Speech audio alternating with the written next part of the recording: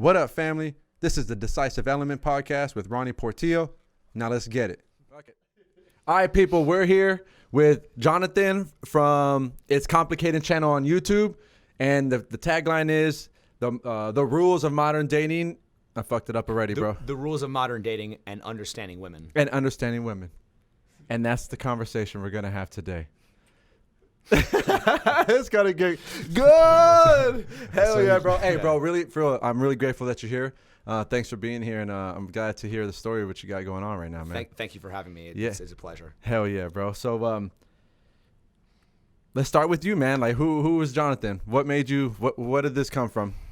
I mean, I guess the origin of this is, a lot of it came from, my own personal frustrations and, just about relationships and trying to connect with people. I mean, obviously, relationships is something that we all deal with. Yeah. And so I think that, just trying to approach people and connect with them. I mean, I think we all want to try to do that. And sometimes, you can have the best of intentions and things just become intensely awkward. Yeah. And so I'm like, all right, well, everybody wants to meet somebody. And it's like, sometimes I would say to myself, do these people even know what they want? Do they know what they're looking for? And, if they were looking for something, how would they even go about finding it? So that was part of, kind of like what inspired me to do this. But I mean, I guess I'd go a little bit further back and talk about the fact that, I've always been interested in film. Okay. So I went to USC, which is like one of the better film schools in the country.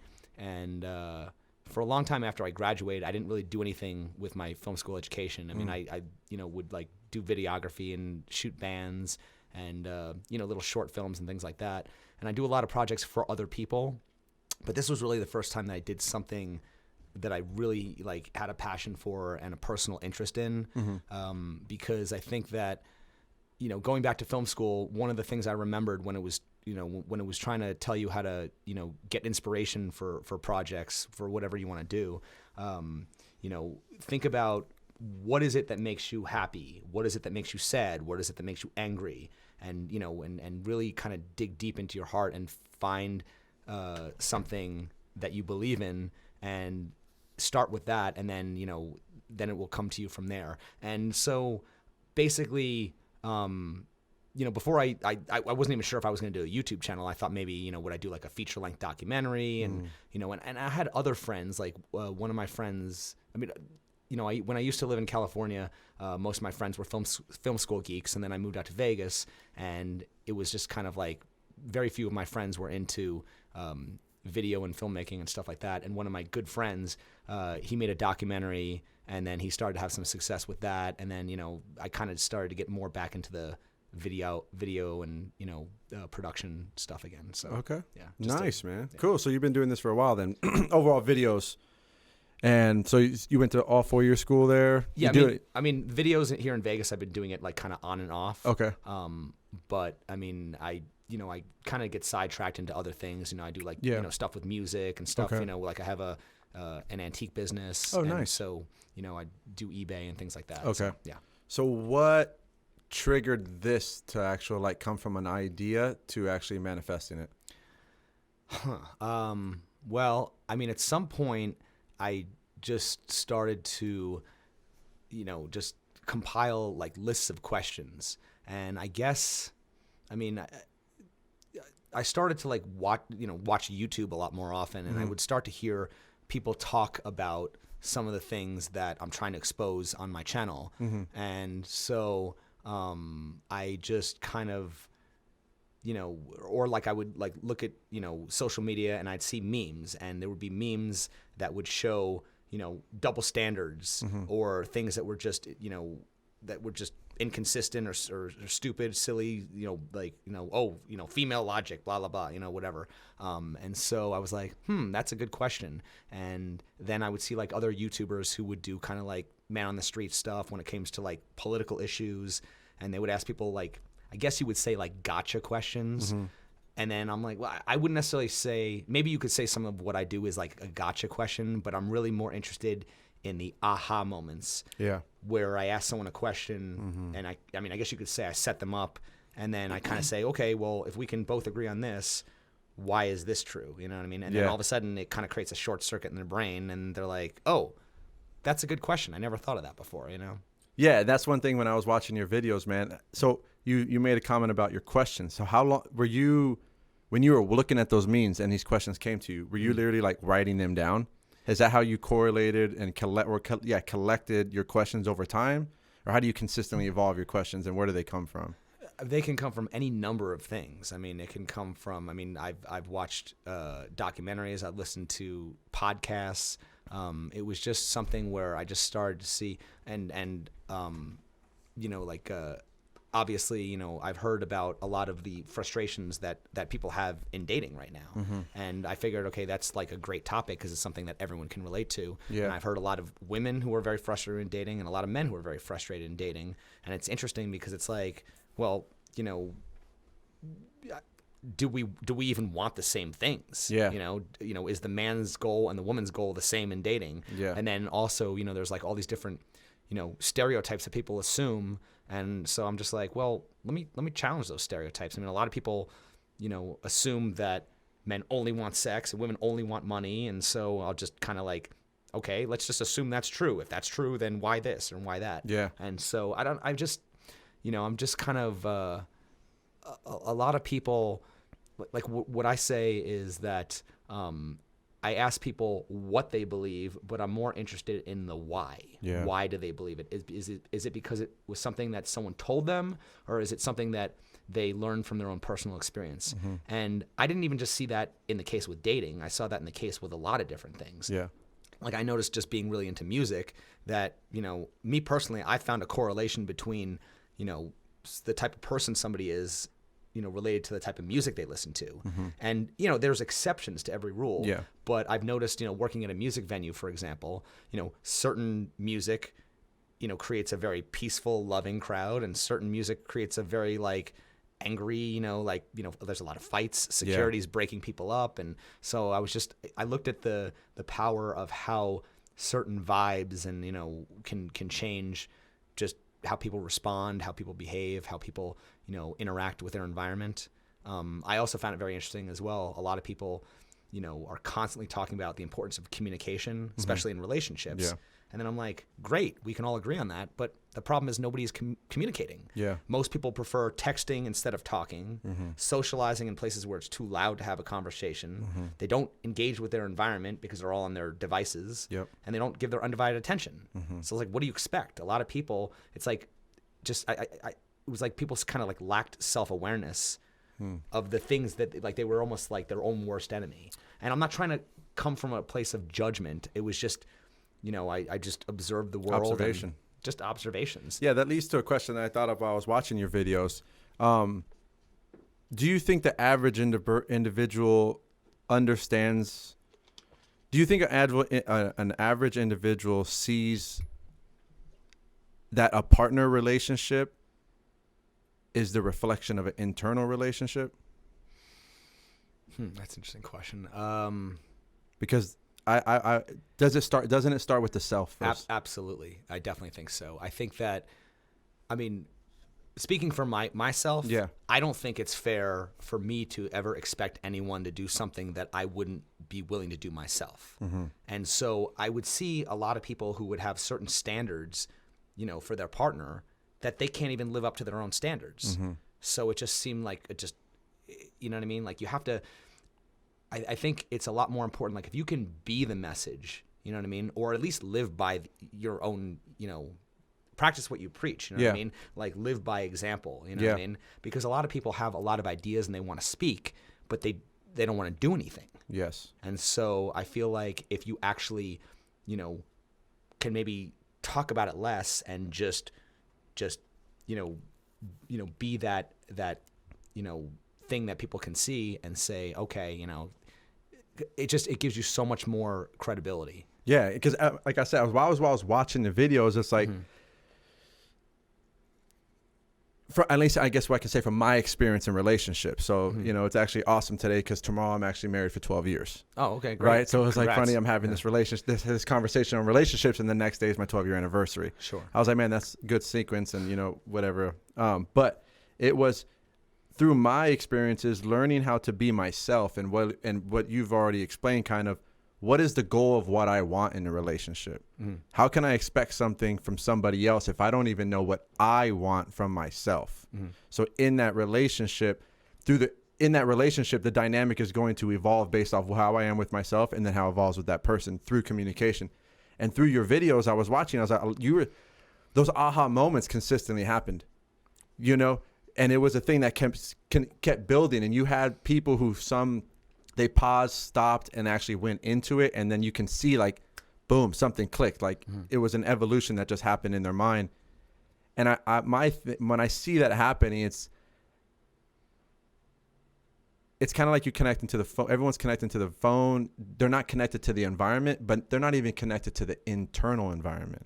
Okay, so one moment in one of my videos that comes to mind is I asked this woman, have you ever loved somebody more than you love yourself? Because obviously you should love yourself. Yeah. I mean, I've heard from people, you have to love yourself first before you can love anybody else. But just to challenge that idea, I said, you know, have you ever loved somebody more than you love yourself? And she said, yes, unfortunately. And I said, what? That's a bad thing? She said, yeah, it's definitely a bad thing. And I said, well, then why would you ever expect anyone to take risks for you? Isn't love supposed to be about sacrifice? At some point, aren't you supposed to put your partner's needs ahead of yours? Not necessarily at the expense, like, you know, where you're not happy, but you know what I mean? Like love is, you know what I mean? There's a difference between wanting to be loved and being loving. Yes. That makes me so. My wife came up with a quote. Man, I don't know if she's gonna like that. I say this right now, but love is the consistent act of surrendering. Oh, okay. Right. Yeah. Because in a relationship, and it made me think. I don't know. You ever heard of David Guetta? Okay, no, I'm thinking of David Guetta.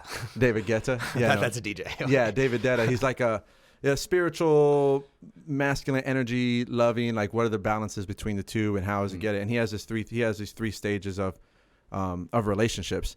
And the first one was codependency or dependency, right? So I need something from you. So, you know, the stereotypes that we were talking about, like women usually go to men for money, and women and then men look for men for caregiving and other things, right? With childhood and different stuff. And then the next level is 50-50. Everything needs to be equal. Well, sorry. For the first one, the issues with that one is it involves codependency. Okay. Right. So codependency is actually, you know, everyone knows codependency. Don't be codependent. Right. The second one is 50-50. Everything's equal, right? And I feel like that's kind of where we're at right now in maybe in our society. In some sense, it's like everything's equal. We need to be perfectly equal, and everything's good. Right. But then it comes to your point, and what he talks about in that stage is that sexual energy goes away because the body and the mind they're separate charges, feminine and masculine. They're different for a reason, right? And also, I mean, I've heard people say, well, is it 50-50 or is it 100-100? Yeah. Like both partners are supposed to be giving 100% of themselves. And, you know, what you're saying also is reminding me of the love languages. Yeah, something like that too. Yeah, the 5 love languages. And to that even, I challenge that idea because I'll say, all right, what are the 5 love languages? Words of affirmation, acts of service, quality time, receiving gifts, and what physical touch? Yes, physical touch. Okay. So just to challenge those ideas, I mean, they're all important, but okay, so then I'll say, all right, without physical touch, can't you get all those other things from friendship? Yes. So then what is the difference between friendship and, you know, and romantic love? And I would say, me personally, it's the potential for physical intimacy, because who wants to be in a relationship without the potential for physical intimacy? Exactly. And that's what leads to the third stage of his thing is this intimate communion. Communion. Yes, intimate communion. Pretty much it's just like, I found out what makes me feel good. I have a gift, and I'm consistently giving that gift. Okay. And we are both doing that to each other.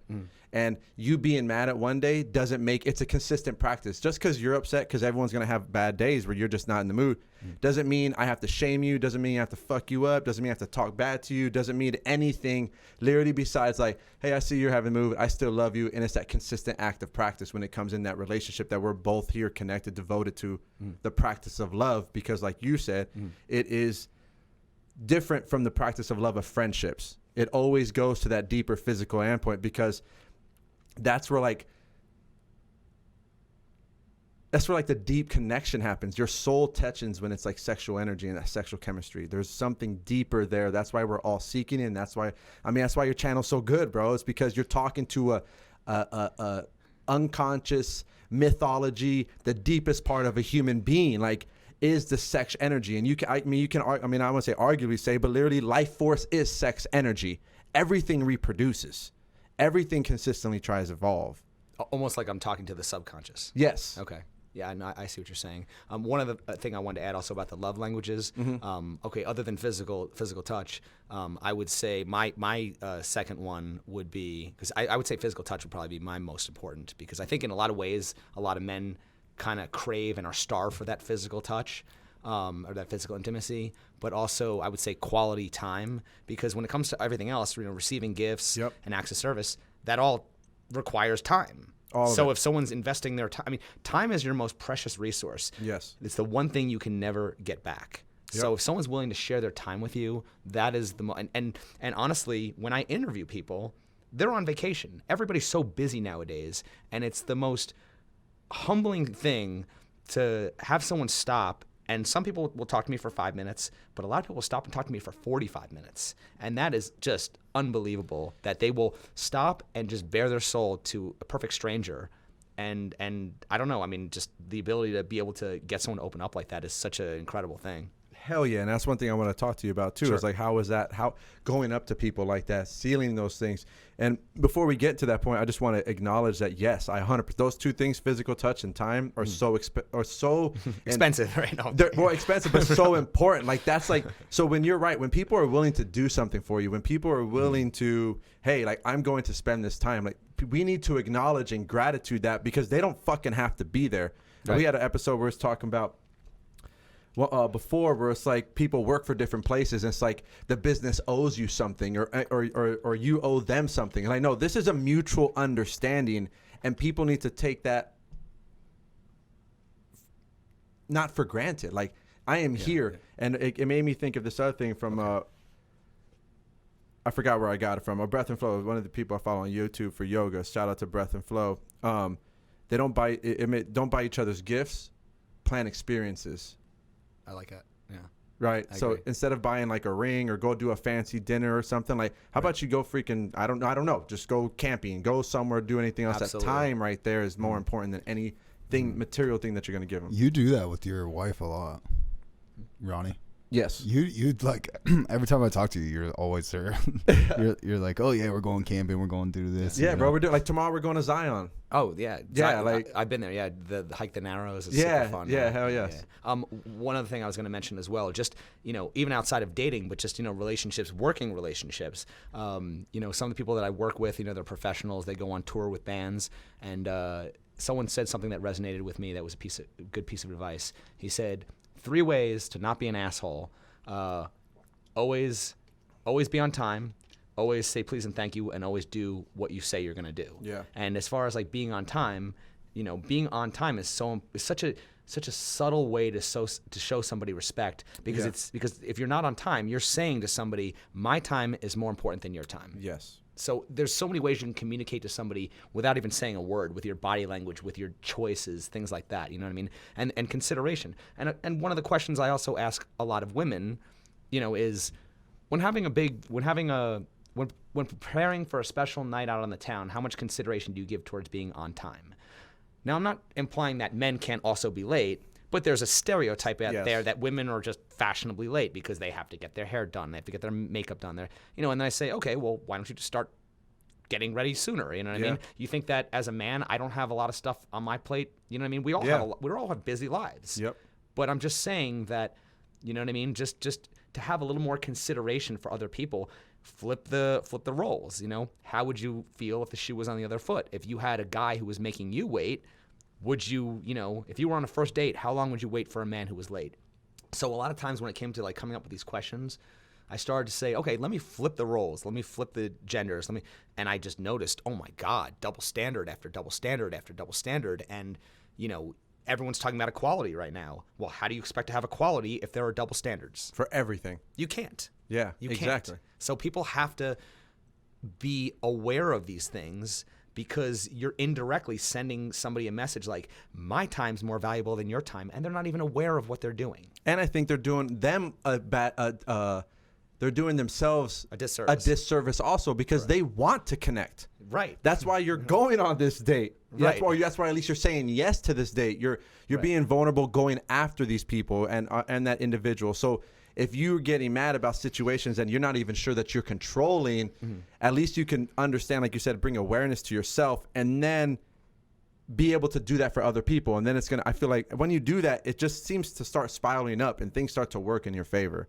Right. I mean, it's just a matter of, and it's not only just like, if it's someone I want to have, a date with or something like that. It's just in general. I mean, overall, it's like I'm the type of person where I want to make people feel important. Yes. And not only that, but one of the best ways to make people feel important is have the mindset that everyone can teach you something. Yes. Listen. Stop. Talk less. Listen more. It's a great point, man. It made me bring up something. You had questions about men and how they deal with, like, how women are so complicated. Okay. Right? And it was because, I mean, we're a man, bro. I'm a man, and this is something that I've been learning through the 12 years of marriage. Is crazy, bro, with 2 kids, the ride of what's been going on. Sure. And I think as a man, it's like our job to bring, you got to respect the women, man. You got to honor them for what they go through. Like, sure. The opposite of, like, literally what you said is, like, we're not aware of all the opposites, but we see what's going on. We see that in the external. I think breath work is so important for men because to allow a woman to be in her feminine, what you really want her to be in her woman and own that's what you're really chasing all the time, requires you to have such presence in yourself. And I think the breath is so important. So you breathe through your nose and be grounded in the earth while she's going through her feminine thing, while she's talking. Because I saw one of the videos, it's like, what is the deepest thing? I think it was, women always go after, like, they go to your manhood when they want to jab you. Oh, yeah, they'll attack a man's masculinity. Yeah, they'll attack their man masculinity, where a man will just fucking you're a bitch. They'll just use words, right? Right. But women always go undercut. Yeah. Right? They go to the under. The shaming, they'll hit below the belt. Yeah, they hit below the belt. And I was thinking, as a man can hold his space while that's happening by breathing and just, like, don't force what's happening, because that will go away. Sure. Right? Just because women are very in cycles, man, because of their monthly thing, right? It's a cycle thing. So if men can hold the space while they go through that, that actually makes the women feel more comfortable and more safe. So then it'll allow them to they'll just feel amazing. And I think I challenge men to do that with them out there, because I've seen positive results in my own goddamn life. But that's why men have to do the internal work on themselves. And that leads to a question what do you think, we'll start with women right now, but what do you think women are really seeking right now? And how do you think they can help find that? I think, it's stereotypically, they say women want security. Yeah. And so I even wonder, it's like, okay, if women are, a lot of times the things you're looking for are maybe things that you lack in yourself. So maybe, does that mean if women are seeking security, does that mean women are insecure and they're looking for that security? Or, because obviously women are very attracted to confidence. Yeah. And they say that a lot of women, some of the most beautiful women in the world are some of the most insecure because they feel like they're not good enough, they're not worthy. So many women are perfect, gorgeous bodies, and they want to change something about themselves. Yeah. And it's just it's crazy. It's crazy, right? Yeah. And then I would say that technically, I think everyone looks for leadership. I think women look for men to be leaders. Yeah. I think men look to other men to be leaders. Yes. But what's funny, even when it comes to, like, emotions, it reminded me of the question about, a woman's period, right? Yeah. And I'm saying, okay, obviously, first off, as men, we will never be able to, understand the emotional roller coaster that some women go through. The whole thing, physical, everything. Of course, but at the same time, they will never understand what it's like, with the man struggle. So, yes. That's why some of my questions are like, I try to, put someone in the other person's shoes. And I think that is a major key right there. Yes. And it's like, okay, what can you do to try to what can I do to try to understand, your point of view, and what can you do to try to understand my point of view a little bit better, so we're basically, more just compatible with our with our just where we can meet in the middle. But as far as like the period question that I'm getting to, is it fair to just blame the man for not maintaining his frame and not losing his composure, or is there some accountability on the woman? Because, for example, okay, that time of the month where women are going through that that surge of emotions, I ask this question: why are there women who are perfectly capable of going to work and doing a hospitality job and not only controlling their emotions enough to not get fired, but also get tips, but then they come home and stereotypically, they just have an attitude, or they're very, crazy around their loved ones. Yeah. And I'm saying, well, if you can control it at work, why can't you also control it at home? I mean, is saying that you're emotional just an excuse to just? Yeah, I feel that. And the thing that comes to me though, like, I'm not even sure, bro. Like, if I'm honest, I feel like women should probably have the option to be able to stay home a little bit during that time. I feel like we're in a very masculine, it was capitalism, make money, make money, make money. Mm-hmm. We don't honor the family and we don't honor the individual. Mm-hmm. And individuals go through things like that, especially women. It's like at some point, they don't have an option. Mm-hmm. So they're forced to control it there. And then in psychology, we call it the rebound effect.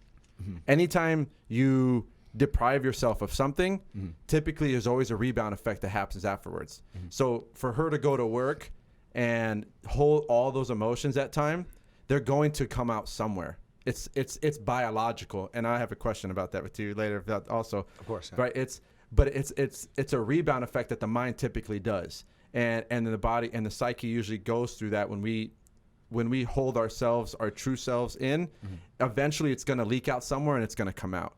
And I think society, in my view, society needs to adapt to individuals like that. So I mean, it might call me. So, but even likewise as men, I mean, there are times where, as men, we have tremendous amount of pressure on us. Maybe no, for sure. No, this goes both ways. To succeed. I mean, technically, that's the thing. Take every situation and look at how it affects both sides. Because, like I said, we're that yin and yang. We feed off each other's energy. So obviously, I'm sure, your wife or, any girlfriend that would not necessarily appreciate it if a man brought his struggles home and just went off. Just like any. I mean, I was just having a conversation with a buddy like a week ago. Like, when he was working sales jobs, or being the military recruiter, man. Like, mm-hmm. it's always freaking going. Your phone is ringing at night. You're answering that damn phone call, mm-hmm. but you have to put up rules. So it's like when I was working late, mm-hmm. when I walk through the door, there's no more. When it's family time, there's no more time to put work. I have to leave mm-hmm. work at home mm-hmm. or leave work at work. Yeah, So it's just like those balancing between the two paradoxes, or I don't say paradox. Well, I guess paradoxes, but that's what the world is.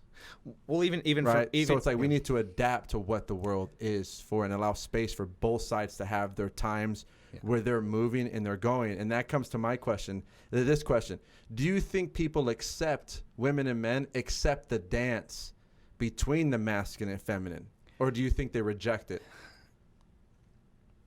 To some degree, yes, but I feel like there's also that stereotype that women want to try to fix men, because they have that nurturing side of them, and to them I say, well, why even get with someone who needs to be fixed? Yes, 100%. What's the expression? It says, do you think it's true men get in relationships hoping the woman won't change, while women get in relationships hoping the man will change? Yeah.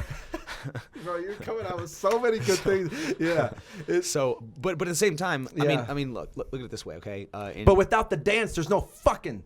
Okay. Right? That's right. And that's the thing. Well, I would hope that in any healthy relationship, you try to nurture each other. Sorry, bro, I had to let it out. But let's just be honest, dog. Like, let's be honest. Like, I had a salsa couple on, man. And it's like the dance, that is literally, it's a dance. And I think people think about it in a way of, it's like check the blocks. The man has to do this, this, this. The woman has to do this, this, this. And if they don't check that fucking box, then you're not getting. That's like I saw the stereotype. Like then you're not getting laid, right? So men control that. Well, are we talking about getting laid, or are we talking about relationships? Because I mean, it's kind of relationships, but I mean, honestly, we all want to get to that point. Well, there's definitely a dance that leads up to a sexual encounter. Obviously, you know, it's romance. You know what I mean? Romance and building and that whole thing. But I would just say, even just when it comes to just giving each other space and allowing this person to work on themselves, because I mean obviously, okay, if a woman wants to be with a high value man, who's going to have a lot of responsibility, then guess what, he might not be able to turn off his cell phone because he has to be able to be reached any time of day or night, because he's got employees and he's got a business that's constantly going. Yes. And is that woman going to take it personally and say, oh, you never make time for me? And it's like, well, but look at all the other things the other benefits that you're able to enjoy living with somebody with this high profile lifestyle. So it's all about sacrifices. And I'm just trying to balance it out. But on the other side too, it's just like, you're doing that. But as the woman, it's like, we can just do a stereotypical, right? Because it says, but I'm taking care of the kids while you're doing that. I'm the one holding down the fort at home. I'm the one doing this. Right. So it's like, that's where both are doing their thing, and both need to have, goes back to what you're saying about the real communication on what does it look like for our time. And then it goes back even deeper to what you said before. People don't even know what our time is, right? Like, do they plan dates? Do they go trips? What does that our time look like? Even if it's eating a freaking In-N-Out in the car at midnight, what does that look like to them? Another thing also that I wanted to bring up, that was something that, I mean, obviously by doing this process, I learned a lot more about myself and what I want, and my own personal bias. And one of the most interesting things that I learned is, we have this idea of gender roles, right? Yeah. And then, one of the coolest things about, doing these interviews in Vegas, I mean, I'm talking to people from every race, country, different older generations, younger generations. And then when I started talking to like same-sex couples, there was something very interesting that I learned about that. I was talking to these two lesbians. I guess you would classify them as lipstick lesbians. I don't know what that means. What does that mean? I guess it means like two femmes. Like there's butch and there's femme. You know what I mean? Got you. Stereotypically, I guess. The more masculine one is, I guess, called the butch, and the more feminine. So anyway, what I thought was interesting was I asked these two, very feminine girls that were together. I said, okay, you're very much in love. If you guys decide to adopt if you guys decide to get engaged, who gets down on one knee? If you guys decide to adopt a child, who's going to be the caretaker and who's going to be the breadwinner? And they just said to me, well, doesn't matter. We just figure it out. And I said, well, why don't, heterosexual relationships just figure it out? Why is there so much more pressure if you're in a man-woman relationship? It's like, oh, well, the man is supposed to do this and the woman's supposed to do this. Why does that matter? As long as you're a team, you know what I mean? If the woman, 100%. You know what I mean? So I think what I realize is when you have a relationship that's built on expectation rather than just acceptance, I think you're putting all this unnecessary pressure on yourself, and that's why so many people struggle with that. 100%. And I like how you said first in themselves, because it's really yourself. Because then when you have all these expectations on yourself, it's hard to show up, Yeah. And then it's the other person, when they all of a sudden, when you're not meeting all your expectations, you start pointing out to the other person what they're not all meeting their expectations, and that's when the conflict fucking arises. Yeah. Well, I mean, obviously, a lot of times, the issues that people have with other people, they're pointing, one finger at someone and four back at themselves. Yeah, it's all reflection. Exactly. And it's also interesting as well. I mean, in some of my own personal relationships, I've noticed that all the little quirky things that made you fall in love with somebody might end up being the same quirky things that annoy you about that person, when you decide, like, okay, maybe, you fall out of the honeymoon stage, or you just, you know what I mean? And then the relationship's kind of on its way out. So it's just interesting to see kind of like how, people will rationalize things in their head based on what outcome they want to have. Yeah. And then maybe they don't, like, people don't, I don't want to say people don't. I have found that in my way of being, sometimes I have an expectation how things I want to go. Well, sure. I mean, and of course I have a goal where I want it to go, but how it gets there, it's like if it doesn't go this way, then I'm fucking upset, and I'm like shit. Then it's all fucked up, and then I kind of throw it off. It's like, how do people learn to go and to move with the dances of a relationship? What's the expression? It says, don't expect if you expect things, you're setting yourself up for disappointment. Yeah. So, but at the same time, I mean, it reminds me of another question I have, my thing where I say, what's the difference between having goals and being delusional? Because, you have to kind of find out what is realistic. I mean, obviously, dream big, but at the same time, I mean, obviously, when I came up with this idea, I said, okay, I have the resources, I have the camera, and I have, the education to do this. Yeah. And, and just pretty much and then the thing that's incredible as well is that, we have access to so much technology, and we have access to, all the information. I mean, YouTube University. I didn't really like to, I wanted actually to get somebody else to edit my stuff for me. Mm-hmm. And then I just said, you know what, if I rely on somebody else, this is never going to get done. So I just, just watched tutorials and just took the time and the patience and, and just figured out how to do it. So, you know what quote came in for me right now is the Jim Carrey quote. And he said, is it the one about his dad? No, it was the one that he says, have a goal, but then let it go. Like, this is what I want, but I forgot how specific what it says, but pretty much is like, this is what I want. Yeah. I know the framework of it. Okay. This is what I want. We'll put that in at the bottom. Yeah. This is what I want, but how it comes, I have to let go. Yeah, well, I mean, I'll do the process, right? Mm-hmm. So how I think about this, even this podcast right now, it's just like, it's the next step. I just do the next step. I guess like a quote that I'm thinking of is they say life is a journey, not a destination, or something like that. It's a marathon. Everyone says it, and we all say it like so many different times. It's a marathon. It's not a race. It's not a race, right? It's like literally step by step, and it's literally about putting it out there, but you're not sure. You don't know how it's gonna happen.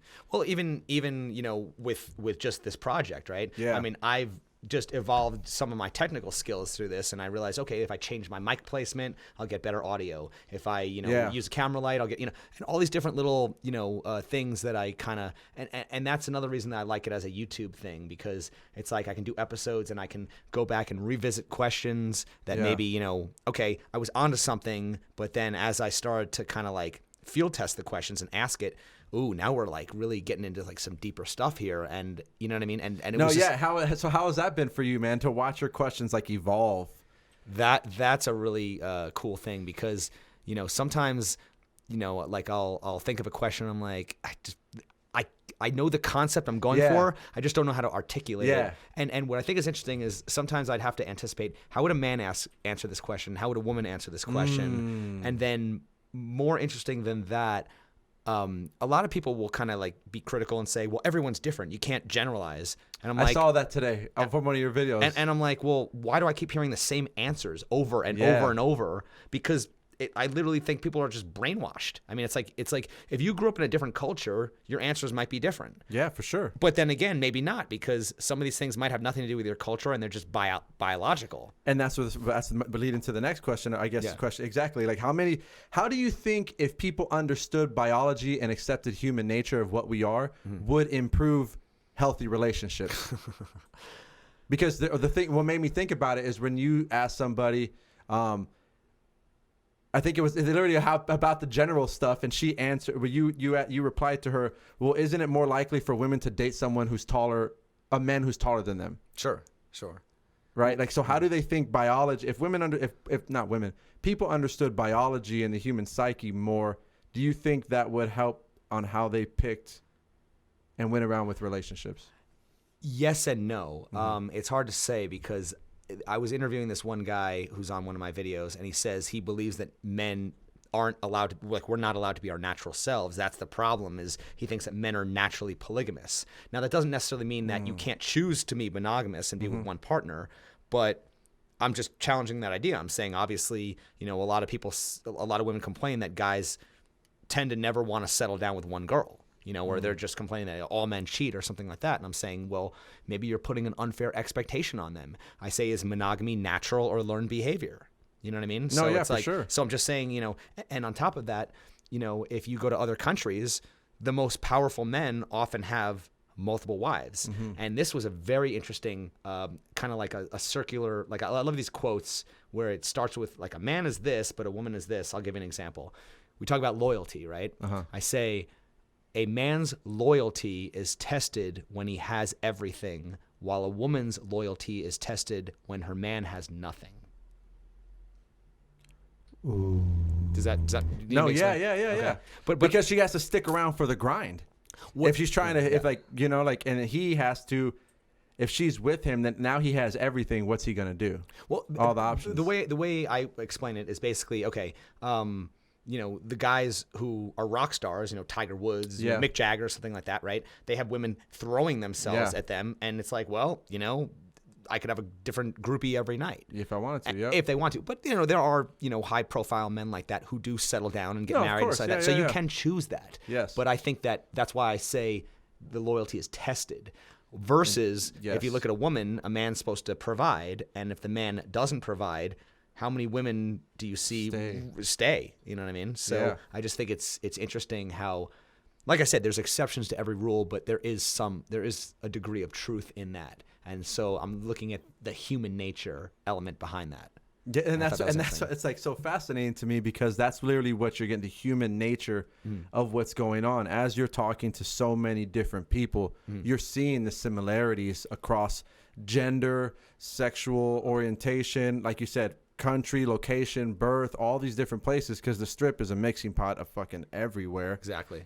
So it's literally you're forming a very unbiased, as best as you can, I guess. Like, obviously nothing's 100%, but like you're not in control of the answers, right? And you're seeing patterns that consistently pop up and up and up, and you're just starting to put flashlights on those patterns. And I think in today's day and age, with the role gender, the feminine movement, the transgender movement, the Me Too movement, all these different movements, and just like men don't feel like they can be men, but it's just like, do we even remember what it is to be men? Does it know what it means to be women? And I also say we're both kind of like, men and women are both sent these mixed messages. Yeah. Men are sent messages to be strong and tough, yeah, but also open and vulnerable. Yes. And women are sent message to be sweet and submissive, but also strong and independent. Yes. So, we're getting conflicting messages. I think we can go to the media on this one, man. It's just like, I feel like it's not nice to say you can be both. Right? You got to be both, because in the world of like, literally it is both. As a father, it's just like, at one standpoint, I need to take care of my kids and be nurturing and caring for them and make sure that I'm there for them. At the next standpoint, if someone attacks, I need to learn how to fucking defend and hurt, and get somebody off and be able to adjust in that time frame. And I'm in the military, man. So like, there's a way of being that you need to shut it off and then shut it on. You got to be able to adapt with the movements and the flow of life. And I think our culture just tries to do everything in the extremes, man. We're not talking about, it's like a pendulum, right? Yeah. That goes back and forth, and we just keep going so freaking left and right. It's like, bro, it's really, we need to make small movements and adjustments like that, because that's where the real balance is at.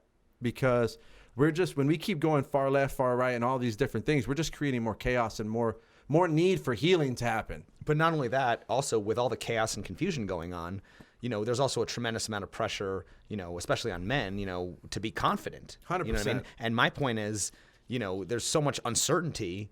And so, that's why I did a video where I talked about confidence. Where does confidence come from? I saw that one. And I really like this one guy's answer, who said, as long as you believe you're trying to do the right thing, you take confidence in that. And this guy, one thing that really surprised me about that one video, I think it was called Man Up. The guy who was prominently featured in that video, that I know, he gave me some amazing answers. He sure did. And I really connected with him. And then he told me he's homeless. And I was like, dude, you shouldn't be homeless. You are such a... Shut the hell up. I couldn't believe it. He had little cuts on his face and stuff. That's how I remember. Yeah, and I was like... He was so good, man. He was amazing. And he knew about music, and he had all these little references and stuff like that. College, so many different places he went. And it's just, it was incredible to me, because I was just like, dude, you really poured out your heart, and you're such a genuine person. And a lot of people might just write off some drunk person, just or homeless person, just some crazy drunk or whatever it is. Yeah. But he really became a human being in that moment to me, and so you know what I mean. I was just really grateful to have that connection with him. I feel that, man. And you know, I think that just like I said, you know, I mean, you know, sometimes we run into each other on the strip, and you know, we're just like friends now and stuff. It's just cool how you know. Yeah, he had a lot of good insights, man. Yeah, that dude had a lot of good insights. And speaking of which, also because I spent a lot of time going, you know, up and down on the strip, I do run into, you know, regular people, you know, who work down there a couple times. So you know, it's just funny how I run into people and they kind of know what I'm doing and they kind of start watching the channel and following it. And how has that been? Talk about that, man. How has it been like going up to people when you first started, and then now going up to people? And then how has all that social dynamic been with people around, watching, and all that? Well, first thing I noticed is that, you know, my flow of questioning has gotten a little bit better. But it's interesting because, you know, just, you know, sometimes I'll approach somebody and just be like, you know, hey, can I get a man's opinion? Can I get a woman's opinion? Or sometimes just go up and just ask someone a question. But, I mean, sometimes I'm not even filming. Sometimes I just go up and just want to start conversations with people. But it's very interesting because, you know, a lot of times people, especially on the strip, are very quick to be like, hey, bro, what are you selling? I don't, you know. Yeah, or, of course. Or are you hitting on me or whatever? But I don't know, like when you change your intention and you know, it's like, oh, you really have something to say. And I think that's really cool. It's just because I feel like a lot of people nowadays, you know, tend to be very closed off or quick to judge. And it was just really bothering me that people, you know, like, you know, oh, it's a stranger or, you know, it's a whatever. And I think it's cool that I was able to, in my mind, go up to people and be like, you know what? I could have a conversation with anybody. Yeah. That's probably going to go somewhere. Yes. And that's really cool. I don't know, did that answer your question? No, yeah. And then how does it, like, with the people around you? Do people do they like watch you while you're listening? Because I'll be seeing people like, yeah, bro, like they were going like that. Sometimes, I mean, to be honest, sometimes like if I go out on like a Friday or Saturday night, I'll get a lot of drunk people, and some people have, you know, been critical and been like, okay, you know, you're just getting a bunch of drunken idiots, but sometimes that's hilarious footage, and you know, I want to do a mix of stuff that is thought provoking, and you know, and then there's other stuff where it's just like, this is just Vegas, it's a shit show, you know what I mean, and it's just, you know, it's just people say ridiculous stuff and it's just funny. But sometimes when I'm asking questions, like, you know, people just have to chime in because, you know, these questions are so engaging. And sometimes, you know, I'm interviewing people and it's like, you know, it's a bachelorette party, or, you know, and I'll get a group of people, and sometimes it's too chaotic because it's like, all right, everyone's talking at once, and, you know, okay, learn how to hold a microphone because you're basically, I have to, you know, kind of direct people. Coaching people. I have to coach like, people. Yeah. But I would say that sometimes it's just better to go on like just a Sunday afternoon. It's all chill, and then I can really talk to somebody. And I think I have to kind of adjust the questions. I feel like, okay, some of my questions are very, very deep, and they have they're very wordy. Yeah. And so I can't ask someone a question like that when, you know, there's just chaos going on a, you know, a Friday or Saturday night. But then I can, you know, kind of adjust it and ask them like kind of, you know, quicker questions like, you know, whatever, what's the worst pickup line you've ever been given, or, you know, how would you rate yourself on a scale of 1 to 10 or something like that. And I don't know. Like I said, I like to mix it up. It's a challenge for me. Yeah. But there was something else I was going to mention. I forget. It might come back to me. But anyway, yeah. So, Mike, you got anything over there, bro?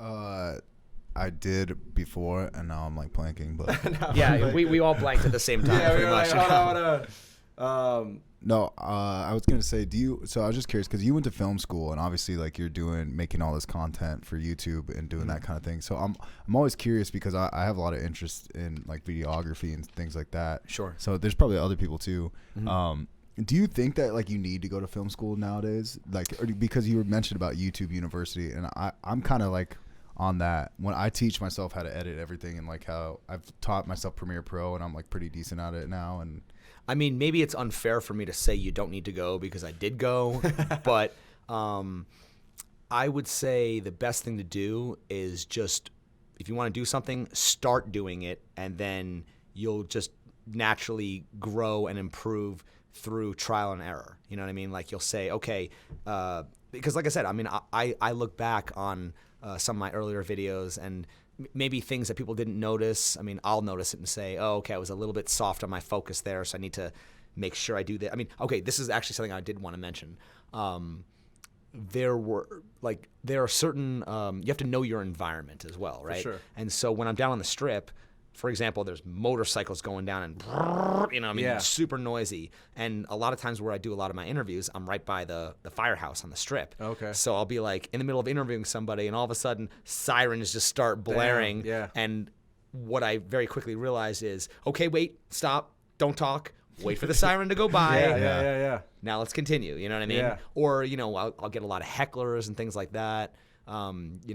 So, I mean, you get people run out, fuck her right in the pussy, all that shit. And stuff. So, especially if you do look like a news person out there that's like with the big camera, like you said. Yeah, you get that all the time. So to me, I mean, the one thing that I dread is like if I'm, really getting someone to open up and it's like a great moment, and then some idiot comes in and just blows it. You know what I mean? But I have to expect that because I'm putting myself in that environment. And like I said, there's a lot of great, surprise accidents that happen, being in that environment. And like I said, hopefully those happy accidents will outweigh, some of the disadvantages. But it's good to be aware of your environment because, like I said, or just other little things I do. The fact that I'm editing stuff, it's also good because I know, okay, if I run into a problem in the post-production process, I'll be like, okay, I have to make sure I give a little more time in between questions because, you know what I mean? It makes for better cuts, it makes for better editing and things like that. So just,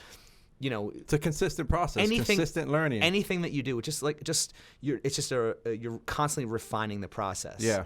Just like if you're, playing an instrument and stuff, you know what I mean? You just muscle memory, things like that, and you just, I think a friend of mine who was a guitar teacher, he said, there's the expression practice makes perfect. Yep. And he had a better explanation. He said practice makes permanence. Yep. So it's like if you get into a certain routine, you're just going to have that muscle memory and just, do things without thinking about it. Yeah, it's about, for me, I think about embodiment. Like your mind is there to create the process. So when you want to do something new, something I give out to my family and what I've been doing lately, because I got my buddy Paul, writing streaks days. So like if you want to I did yoga for 30 days. You want to do anything new for a certain amount of days.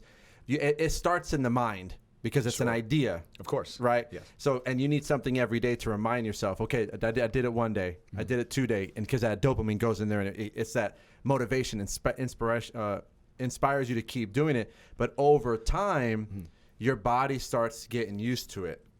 Muscle memory, like you said. And then it's the embodiment. All of a sudden, it's just like, it's no longer, you have to put so much concentration on it. Now it's like, it starts coming naturally.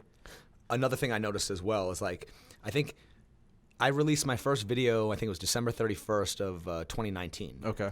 And the first video, took me a long time to all right, is it done yet? I mean, it was like, George Lucas with Star Wars. It was like I was just a tinkerer, you know what I mean? It's like, I have to fix this, I have to change this. Is it ready? Is it good enough? Should I add this? Should I change that? You know what I mean? And once you kind of complete the whole process from A to Z, then you're like, okay, I did one. Yeah. Now I can go back and do another one, and I can be like, all right, now, and that's how you build your confidence, because you basically say, all right, I did something, I completed it, I succeeded at it, you know what I mean? Or at least, mostly succeeded at it. And so now from there, I know what to expect. Yep. And so, you know what I mean? And then you can kind of just refine the process. A quote that just came out to me that I read last week or 2 weeks ago, I'm going to fail my way to success.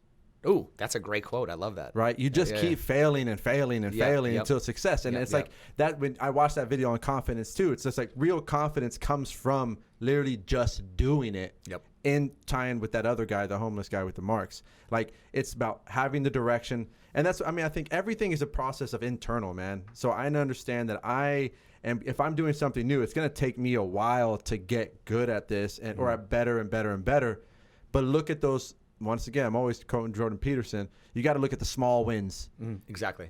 Right? Those small wins keep building, and they keep giving you more courage and confidence to keep going. And then small wins compound interest to large wins. And persistent, being persistent, being persistent. And on top of that too, the one thing I also find, is once you start to, see the fruits of your labor, it gets addicting. You get addicted to okay, now I could do this, I could do that, or you know what I mean? And it's just another tool in your tool belt. Now I know how to do this. Now I know how to do that.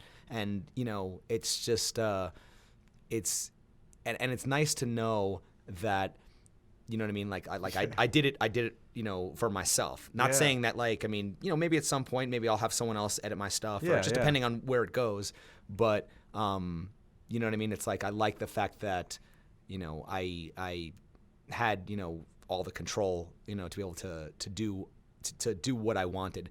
Oh, and one other thing I also wanted to mention as well. I think I watched a documentary the other day on HBO called Fake Famous, and it was about like influencers and stuff. And I wasn't sure. Like at one point, I thought I was going to have a cameraman film me, and I was just going to pass the microphone around, which maybe I'll do at some point again. I don't know, but it ended up being one of these things where I couldn't rely on friends of mine to help me film, so I just had to be like kind of the one man band where I had to like hand the microphone and film and ask the questions, and it's hard to do all those things. You're doing everything. I have to do everything. I have to film and maybe I'm focused and make sure I'm exposed. Just all the different things, right? And make sure fucking nobody's hardcore, bro. Kudos to you, man. No, I'm just No, doing I know. that. That's what I'm saying. But gotta anyway, acknowledge that shit. No, I appreciate that. Yeah, but the one thing that was really cool just about having to do all that, it ended up like where you just hear my voice and you see the person reacting. I'm not really in the videos, and to me, it's really not about me. It's about the message. You know what I mean? So I want you to focus on the answers, and I mean that was almost like unintended, but it was kind of a nice effect because I like that I'm just kind of like tight on them, and I like to when I'm close up on the person's face and I'm asking them these questions, I like to see their eyes roll back in their head. I like to see them scrunch their face and like ooh, you're making me think now and stuff. You know what I mean? Yeah. And or just whatever, or if it's like an aha or a gotcha or whatever it is, they're like exit stage left. You know what I mean? Like to just But that's the thing though. Like to create those awkward moments. I mean, there's humor in that, or there's just or it's like wow, boom, truth bomb, mic drop. You know what I mean? So that's always enjoyable when that happens. Yeah, bro, it's been good. Yeah, because I see what you're saying, because it does really good when you're just watching them, and you literally, I know it's a lot, and kudos to you for doing it, but you've created that little process, and it looks great because you do see watching the videos as I've been watching them, like you see them go through the whole. Yeah, it's like they're ready to react, and then you hit them with the question, and it resonates. It like they pause, and then you watch the eye movement, everything starts to go. So you made that shit happen, man. And the other thing that's kind of funny too is sometimes it's so damn noisy down there. Like I'm asking them questions and I have to shout the questions at them, and I can't even hear what they're saying sometimes. And I'm like, I hate that because it's like, all right, I'll watch the footage later and I'll hear it clearly through the microphone. I'm like, damn, I missed a great opportunity there because I couldn't hear them. Got you. So hopefully that doesn't happen all the time, but every once in a while, like it's just too crazy down there. But like I said, it's always an adventure. You never know what you're gonna get. That's the journey, man, and that's why I was so excited because that's what I'm trying to bring out here. Like, bro, you are that's what the whole thing is, decisive element. Like, you're the one choosing to consistently show up and do this over and over and over and over again until you figure it out. And I feel like what we were talking about a little bit, it's like we have to get a little obsessed over it for a while. Oh yeah, I mean, like it has to become, and then once you see the fruits of your labor, like you said, it's just like, whoa, it's like your mind is shifted, like it's another reality just opened up for you. I can do this. Let me ask you this question. I mean, can you be successful or good at something without obsessing over it? No.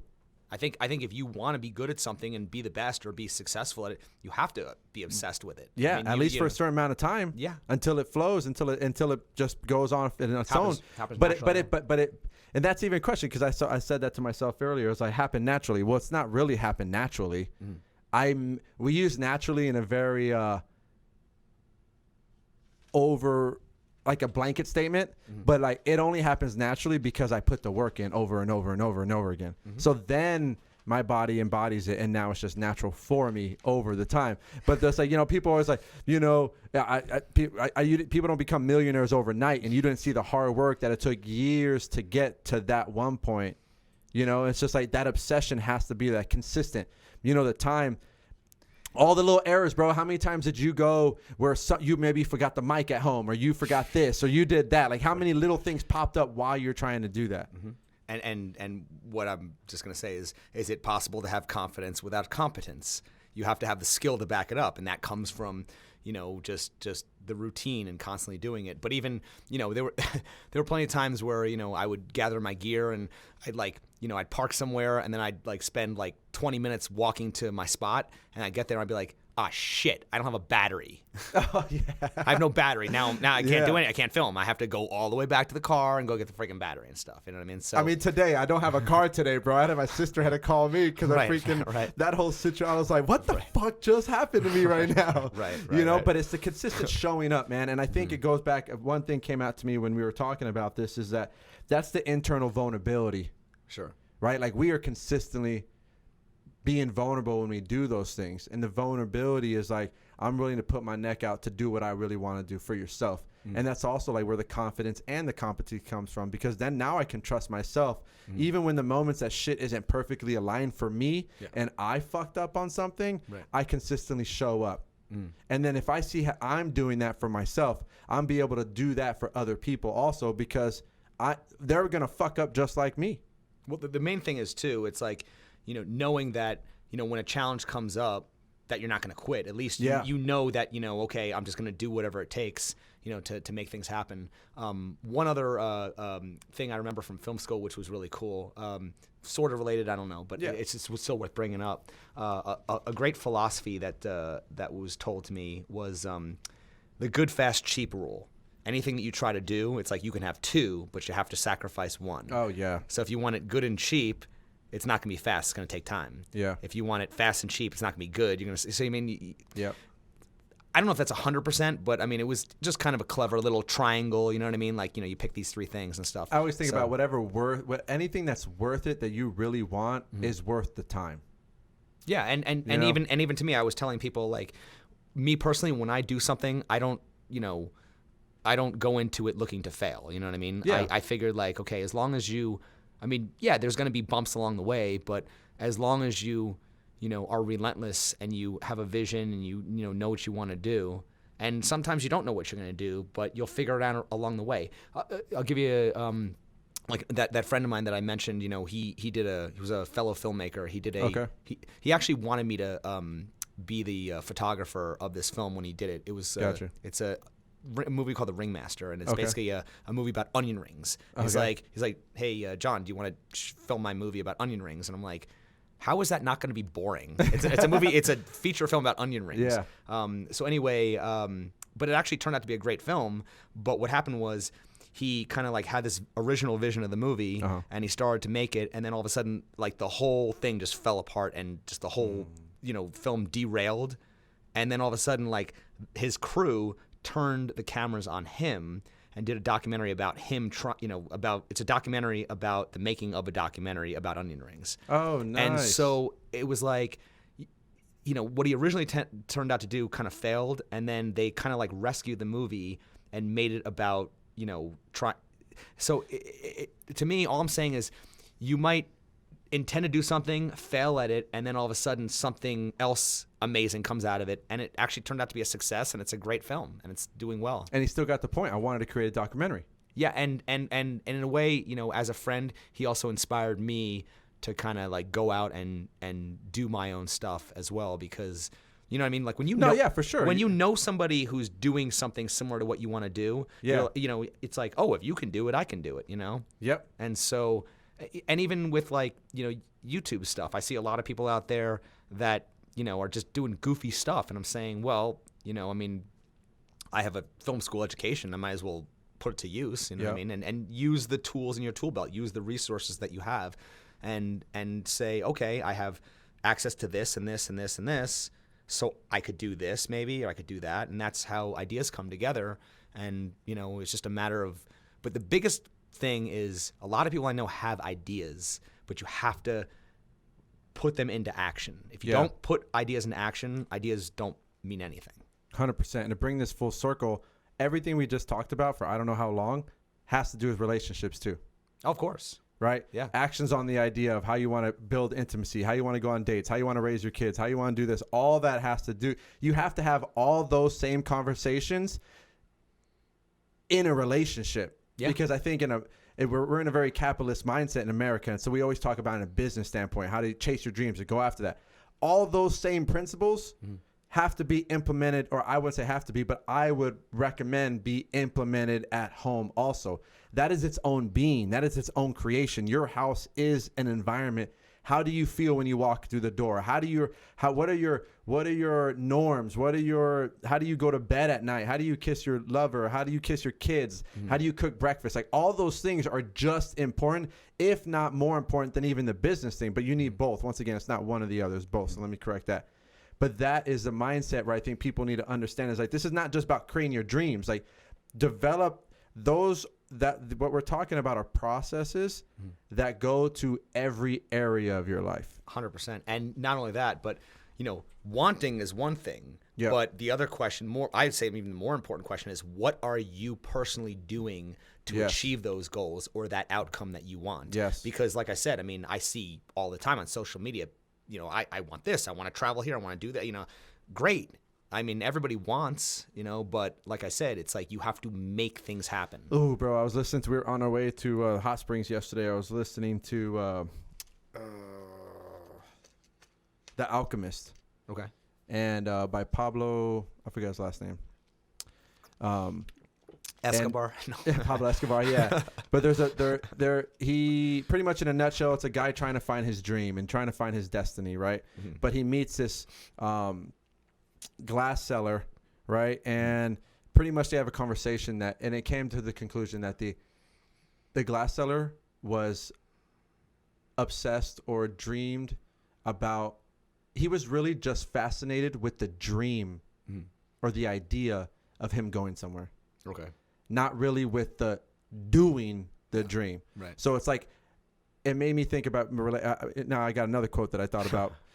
This is one I thought about, is that I'm in a relationship with a person, not with the idea of a relationship. Absolutely. Right. And so how many times are we married to an idea and not the actual thing itself?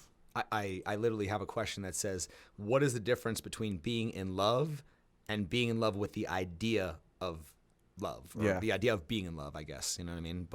But you know, it's someone, I can't remember exactly what their answer was, but it's just like, you know, how do you know when you really love a person? And I guess it's just kind of, you know what I mean? When you really love everything about that person, you accept everything, even their faults and their shortcomings and things like that. You know what I mean? Because you know, the idea of a person, you know, your idea of a person is a fantasy or perfect, you know what I mean? And people are not perfect. Yeah.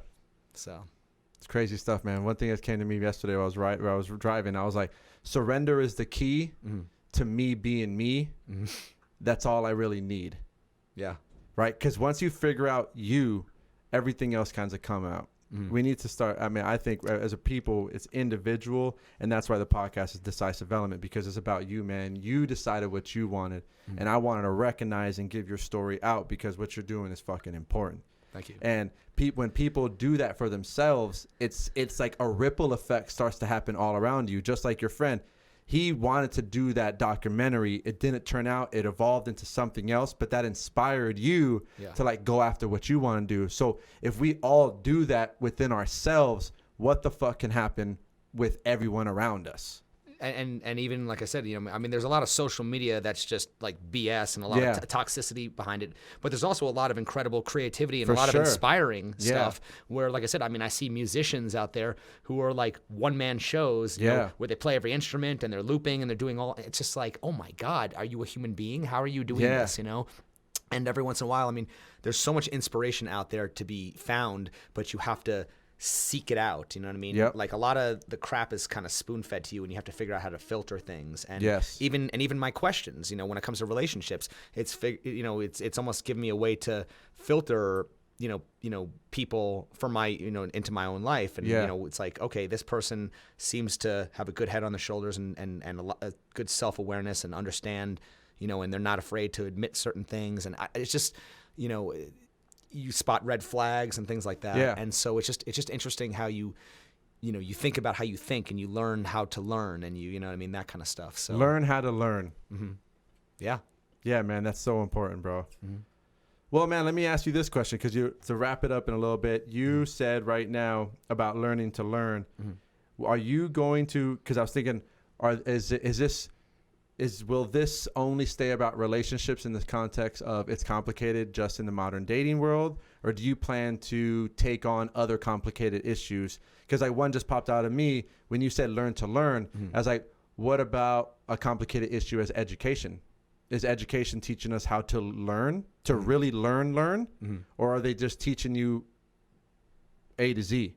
Well, I mean, even when you're talking about education, I've noticed that, people tend to enjoy education a lot more when it's voluntary. You know, if you're forced to learn something, you know, to me, your heart has to be in it. If you're interested in learning an instrument, I mean, it's not easy to learn an instrument. Hell no. It is not easy. But why do people do it? Because it's like they love the process and then they just get good in spite of themselves. Yep. You know, I kind of feel like it's, like I said, if you're like chasing the outcome versus if you just love the process, you know what I mean? You know, if you're just saying, I just want to be a rock star, you want the outcome. I mean, you have to love the process. If you love the process, you know, you just do it. And that's the thing with this project. I love the process of doing it. I don't know what could evolve into. I mean, I even, you know, had some other ideas of things that I could do, but, I've always liked, you know, just kind of deep conversations and philosophy and, you know, interesting, you know, questions. And sometimes, you know, when I hear other people asking things or talking about things, I say, that's interesting. I want to know more about that. Or, you know, there's a lot of people doing a lot of different things, and I'm trying to do something unique and different. And, you know, I guess I try to create something that I personally would be a fan of myself. And so, you know, I guess if it comes up and it's like something that I feel like, you know, it's missing in the world. I took an entrepreneurship class, and I guess, you know, you have to create a product or some kind of, you know, opportunity to fulfill your own curiosity, I guess. Yeah. So, makes sense, man. Yeah. So. Well, but maybe I can inspire other people to do we'll things. See, man. Who knows? It'll be you're evolving, man. So you're letting yourself go, and that's what I mean. That's all I'm trying to do too, man. Let's just evolve. I don't know where we're gonna be in a year and a half. I don't know what the hell is, but we'll just start the process and we'll go from there. Like I said, you're another creator. You're doing your thing, and you know, like I said, gives me more respect for other creators, and you know, people just going after what they want, and you know, that alone is just something that's inspiring. You know, hell yeah. So, well, I appreciate you being on, man. Yeah, I'd love to have you on again later, man. Maybe 6 months or something. Once you keep evolving, keep going. Oh, by the way, yeah, I'm celebrating my. 10, we'll bring that up right now. Oh, I fruits finally, of your labor, right there. Like literally today, like maybe 2 hours ago, I just hit 10,000 views. Hell yeah, so bro. Maybe I'll come back when I hit 20,000. There you go, bro. I'm down. We could do that. Could be next week. I mean, it could go, man. We'll just keep going. I mean, we can have a conversation, bro. But I feel really blessed that happened while we're here, man. So I'm really grateful that you've been here. I'm glad that our friends, a friend of a friend, hooked us up. Shout out to Ryan. Thank you very much, man. Whatever Ryan. Camera on. Yep. Enjoyed the conversation, man. And if you enjoy his conversation, everything else, it's YouTube channel. It's Complicated channel on YouTube. Check it out, man. It'll make you think. It'll make you go into your own biases, your own standpoints, and that's what we need to do right now as people. Self-awareness is the way to go. This man is bringing it when it comes to relationships, and as you can see, everything we talked about, it really has to do with everything in your life. So appreciate you again, man. And YouTube, it's Complicated channel. Subscribe. Let's get this guy to 20,000 and up, man. Once again, appreciate it, man. Links down below. It'll all be there. Socials. Subscribe, like, share this podcast if you love what we're doing right now. And we appreciate you guys. Once again, appreciate you, man. Thank you, everybody. Peace. See y'all.